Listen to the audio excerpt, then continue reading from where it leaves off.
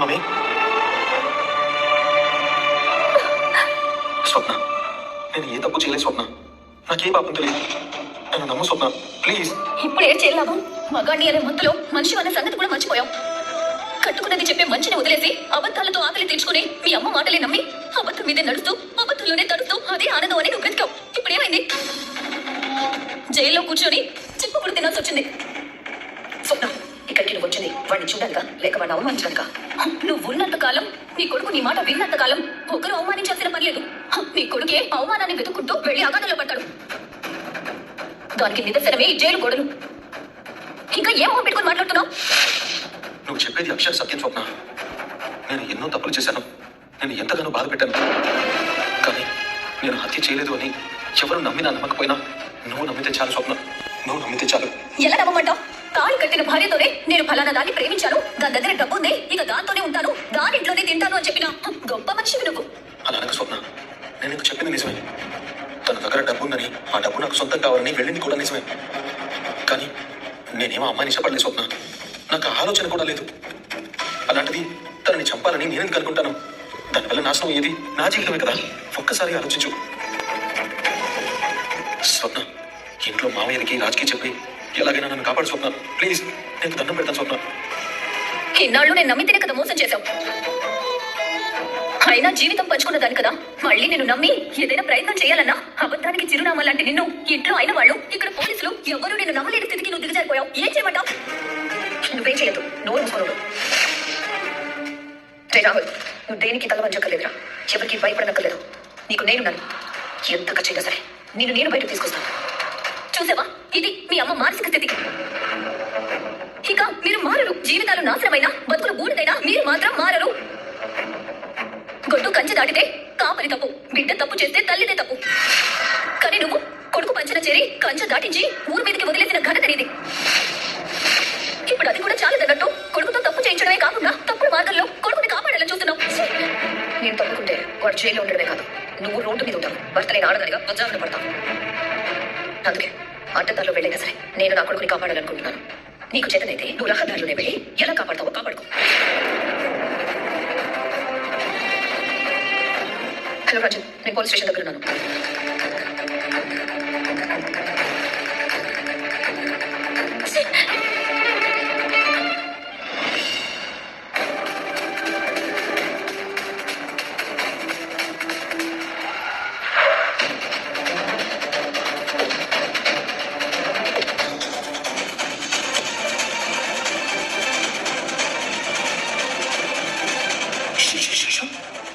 ఇక్కడ పోలీసులు ఉన్నారేంటండి?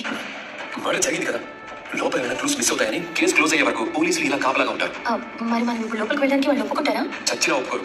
పైగా మనల్ని ఇంటికి వెళ్ళడానికి ప్రయత్నించామని తెలిస్తే సాక్ష్యాలు మ్యానిపులేట్ చేయడానికి ప్రయత్నించామని రాహుల్ బయటకు చుట్టుకుంటుంది. అయితే ఇప్పుడు ఏం చేద్దామండి? లోపల కెమెరా ఎలా తీసుకురావాలి?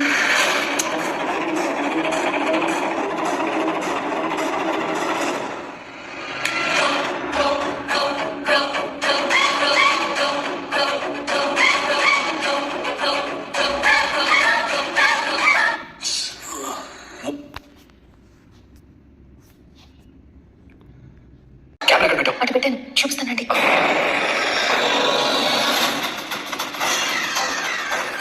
ఆ కబోర్డ్లో ఒక డాల్ ఉంది, ఫ్లవర్ పాట్ పక్కన. అక్కడ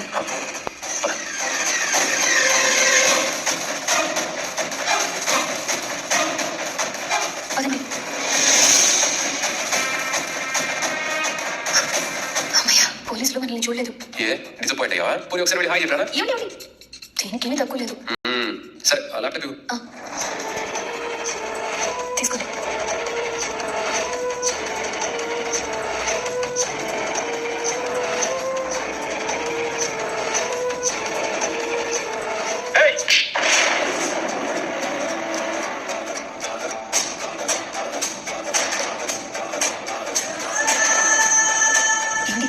రాహుల్ వెళ్ళిపోయిన తర్వాత కూడా ఆ గుల్లి కదులుతుందంటే ఈ మాట రాహుల్ చేయలేదన్నమాట. మరైతే ఎవరు చంపుంటారు? చూస్తే తెలుస్తుంది కదా.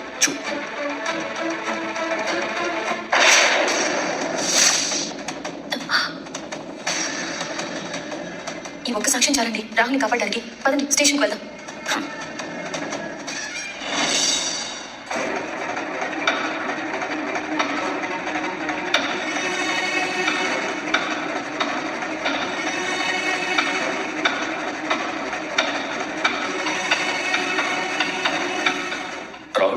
రంజిత్, నేనే మీకు ఫోన్ చేసింది. అందుకే నీకోసమే వెయిట్ చేస్తున్నాను. ఏ నిర్ణయం తీసుకున్నారో చెప్పండి. నా కొడుకుని ఇరికించడానికి ఫిక్స్ అయ్యావా? సాక్ష్యాలు లేకపోతే ఇరికించమంటారు, కానీ అన్ని ఆధారాలు నా దగ్గర ఉన్నాయి. సాక్ష్యాలు ఏముంది, వంద సృష్టించచ్చు. సాక్ష్యాలు సృష్టించినంత తేలిక నోటు ప్రింట్ చేయలేం కదా. నేను మీతో డిస్కస్ చేయడానికి కాలేదు, డిమాండ్ చేయడానికి వచ్చాను. ఎంత కావాలి? 2 కోట్లని ఆల్రెడీ చెప్పారుగా. నా దగ్గర అంత డబ్బు లేదు. అయితే నాకు ఓపిక లేదు. నా దగ్గర ఉన్న సాక్ష్యాలతో స్టేషన్కి వెళ్ళమంటారా, లేక ఈ ప్రూఫ్ నేను చెప్పిన రేటుకి మీరు కొనుక్కుంటారా? నా దగ్గర డబ్బు తీసుకొని నువ్వు నన్ను మోసం చేస్తే? ఒక్క విషయం చెప్పండి, ఇప్పుడు నన్ను నమ్మడం తప్ప మీకు వేరే ఆప్షన్ ఉందా? ఒక్క ఆప్షన్ కాదురా, చాలా ఆప్షన్స్ ఉన్నాయి.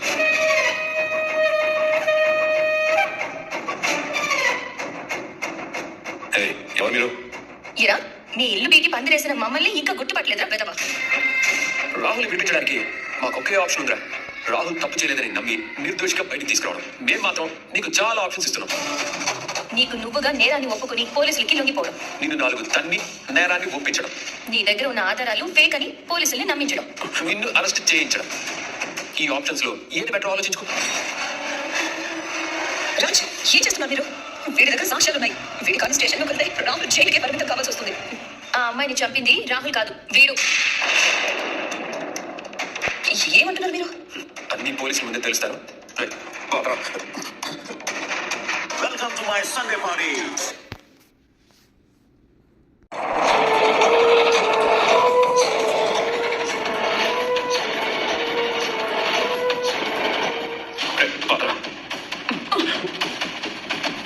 హలో, ఏంటిదంతా? ఎవరు మీరు? నేను రాహుల్ కజిన్ సార్. అది తెలుసు. రాహుల్ మీద కేసు పెట్టిన ఇక్కడికి ఎందుకు తీసుకొచ్చారు? వీడు తప్పు చేశారు కాబట్టి సార్. లాకప్లో ఉన్న రాహుల్ కాదు సార్, అసలైన నేరస్తుడు వీడు.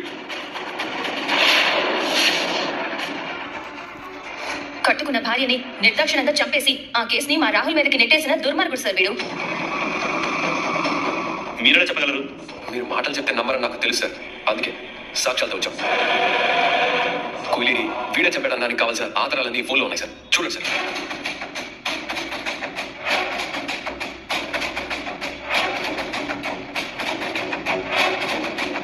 కూలీ కూలీ కూలీ కూలీ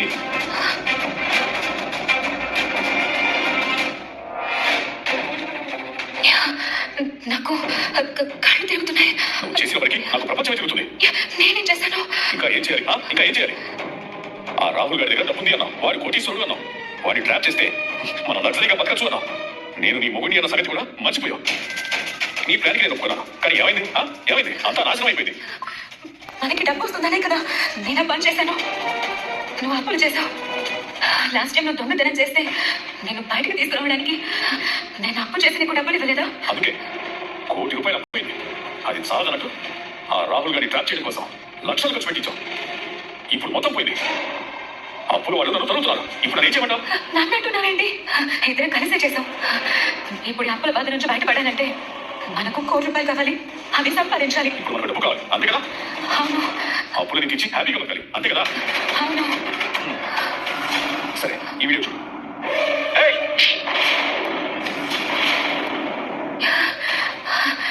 ఇప్పుడు ఈ వీడియో ఎందుకు తీసావు? డబ్బు కావాలి కదా, డబ్బులు రావాలి కదా. అదేంటి, ఈ వీడియోతో మనకి డబ్బు ఎలా వస్తుంది? మనకి కాదు, నాకు డబ్బు వస్తుంది. ఏమంటున్నావు? ఆ రాహుల్ గారు నేను కొట్టాడు, నువ్వు పడిపోయావు, కానీ బ్రతికావు. అదే ఇప్పుడు నువ్వు చచ్చావనుకో, వాడు కొట్టినందువల్లే నీ ప్రాణం పోయిందని ఈ ప్రపంచాన్ని నమ్మిస్తా. ఈ కేసుని అడ్డం పెట్టుకుని కోర్టు సంపాదిస్తా. రంజిత్, ఏం మాట్లాడుతున్నావు? నీకు మతిపోయిందా ఏంటి? రంజిత్ ఇక్కడ నా మాట విని చచ్చిపో. వద్దు. ఇంతకన్నా వేరే మార్గం లేదు. వద్దు, ప్లీజ్ వద్దు.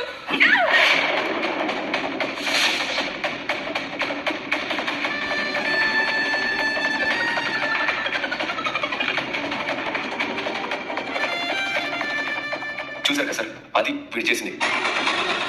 రాహుల్ని ఇరికించడానికి ఇంత ప్లాన్ చేస్తారు సార్. ఇక ఏం చేస్తారో మీ ఇష్టం. కానిస్టేబుల్ సార్, రాహుల్ని బయటకు వదిలేసి వీడి లోపల తోసేయండి. అలాగే సార్.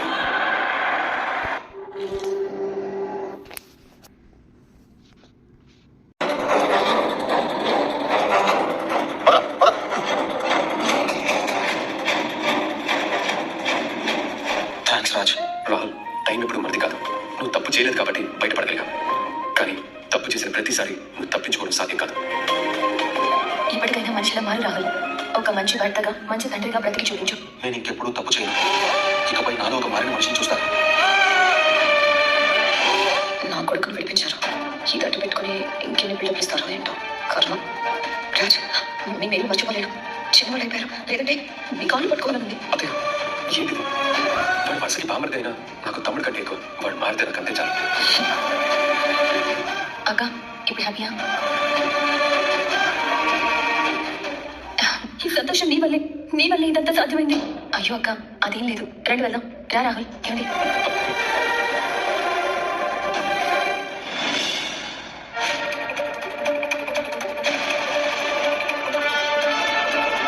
ఎన్నాళ్ళురా, ఇంకెన్నాళ్ళురా ఇలా దిగజారుతూనే ఉంటావు? కాస్తైనా సిగ్గు అనిపించట్లేదురా నీకు? అంత సిగ్గే ఉంటే ఇలా ఎంతమందిలో అలా ఎలా తల తెచ్చుకుని నిలబడతాడమ్మా? నువ్వు క్షమించడాన్ని తప్పు చేసిన ప్రతిసారి ఇక ఇంతకన్నా తప్పు చేయడు, ఇంతకన్నా దిగజారడు అని అనుకున్నావు. కానీ అంతకంతకి నువ్వు దిగజారుతూనే ఉన్నావు. ఈ ఇంటి పరువు మంట కలుపుతూనే ఉన్నావు. ఛీ! తప్పైపోయిందమ్మా. బుద్ధి గట్టి తిని ఏదో మైకంలో పడి ఇలా మీ ముందు క్రిమినల్లా నిలబడ్డాను. నన్ను క్షమించానమ్మా. బుద్ధి గట్టితేనే కదా మనిషి పశువు అయ్యేది. కానీ మాట చెప్తే మారడానికి నువ్వు మనిషివి కాదు, దెబ్బ కొట్టి చెప్పడానికి నువ్వు పశువువి కాదు. నిన్ను మార్చడానికి, నీ కళ్ళు తెరిపించడానికి, స్వప్న కన్నీళ్లు తొడవడానికి నా కొడుకు కోడలు కూడా వజారుదాని ఇంటికి రావాల్సి వచ్చింది. కానీ అక్కడ జరిగిన హత్యకి నీతో పాటు కావ్యకి రాజు కూడా సంబంధం ఉందని పోలీసులు నమ్మాల్సి వచ్చేది. వాళ్ళిద్దరు కూడా ప్రమాదంలో పడాల్సింది. అదృష్టం బాగుంది కాబట్టి, సమయానికి సాక్ష్యాధారాలు సంపాదించారు కాబట్టి సరైన నేరస్తుడిని పట్టించి నిన్ను విడిపించి వాళ్ళు బయటపడ్డారు. లేదంటే ఏం జరిగి ఉండేదో ఆలోచించావా? అందుకే చేసిన తప్పుని ఒప్పుకోవడమే కాదు, ఇంకెప్పుడు ఇలాంటి తప్పు జరగదని నీకు నేను మాటిస్తున్నాను. అందరినీ నన్ను క్షమించమని అడుగుతున్నాను.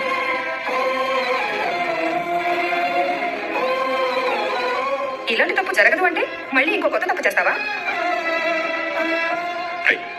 ఎన్నిసార్లు క్షమించమని అడుగుతావురా? ఎన్నాడని ఇలా సారీ చెప్తూ ఉంటావురా? ఇంకెన్ని తప్పు చేస్తూ పోతావు?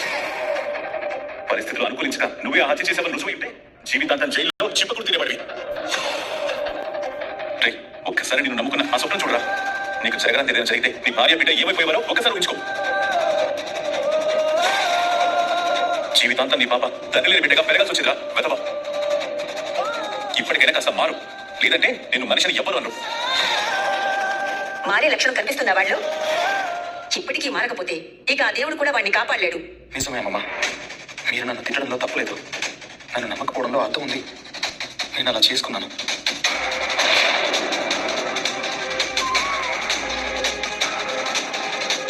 బంగారం లాంటి భార్యని అర్థం చేసుకోకుండా బజార్ వాళ్ళ మాటలు నమ్మాను.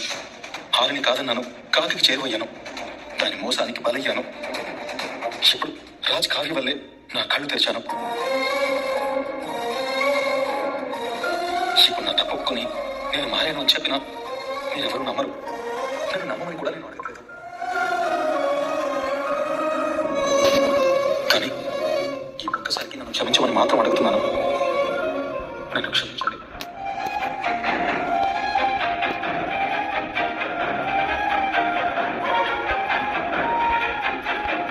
క్షమించాల్సింది నేను కదా రాహుల్, మా అక్క, నిన్ను కట్టుకున్న నీ భార్య. నువ్వు ఇంత పశ్చాత్తాపడుతున్నా ఈ కుటుంబం మచ్చుకైనా నీ మీద జాలి చూపించట్లేదంటే ఒక్కసారి నీ గురించి నువ్వే గుర్తు చేసుకో. నువ్వు చేసిన తప్పుల్ని నువ్వు తెలుసుకో రాహుల్. నేను నమ్ముకుని బతుకుతున్నా నీ భార్య పాపని నువ్వు మర్చిపోని క్షణం ఈ కుటుంబం నిన్ను నమ్మడం మొదలు పెడుతుంది. ఆ రోజు కోసం, ఆ క్షణం కోసం నువ్వు ఏం చేస్తావో, నీలో వచ్చిన మార్పుని ఎలా చూపిస్తావో నువ్వు ఆలోచించుకో. పుట్టబోయే బిడ్డ గురించి తర్వాత ఆలోచించచ్చు, కానీ ముందు ఈ పేపర్ తీసుకోండి. నా కోరికల బకెట్ లిస్ట్. నా భర్త నా కోసం వంట చేసి పెట్టాలా? ప్రేమతో చీర కట్టాలి, పద్ధతిగా క్యాండిల్ లైట్ డిన్నర్ కి తీసుకువెళ్ళాలి, సర్ప్రైజింగ్ గా చేసి పెడతారు తిందుగా. వాళ్ళు వంట చేస్తున్నానని తెలిసిందనుకో చికెన్ మీద పడి పీక్కు తింటారు. ముఖ్యంగా మన ముసలి పండుగ మీద దాని కన్ను ఎప్పుడు చూడు తిందూరే ఉంటుంది.